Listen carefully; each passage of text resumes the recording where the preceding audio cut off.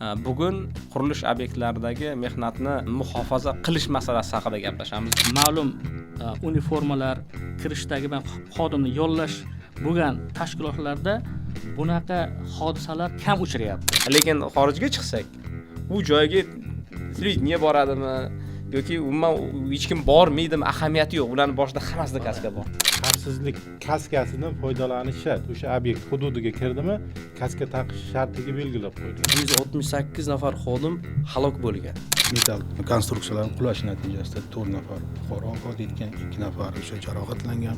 Kanalizatsiya quvuriga tushib ketish oqibatida halok bo'lish holatlari oxirgi paytlarda ko'p uchrayapti. Xodimlarimga deydi, qoidalar deydi, hozir sen quloq solishing kerak bo'lgan qoidalar deydi. Bu qaysidir insonni jabrdiydani qoni bilan yozilgan. Bu norma qoidalar.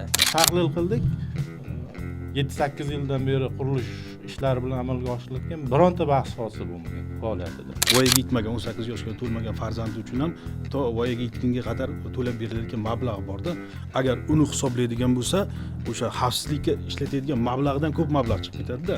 Biz O'zbekistonda mehnat xavfsizligi bo'yicha madaniyatini shakllantirmasak, biz 1000 ta qonun, 1000 ta nizom, 1000 ta qoida yozganimiz bilan bu amalga oshib qolmaydi-da.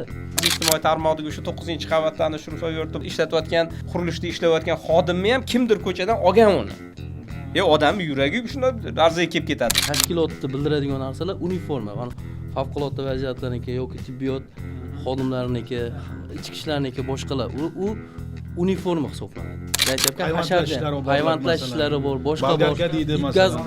Bularning hammasini har bir kasbi o'zini maxsus kiyimlari bor. Turgan odam 2 kunda yo qulog'idan ayriladi, yo u nogiron bo'ladi. Qurilish bo'lyapti, balkonda chiqarib qo'ygan, faqatgina beton chiqib turibdi.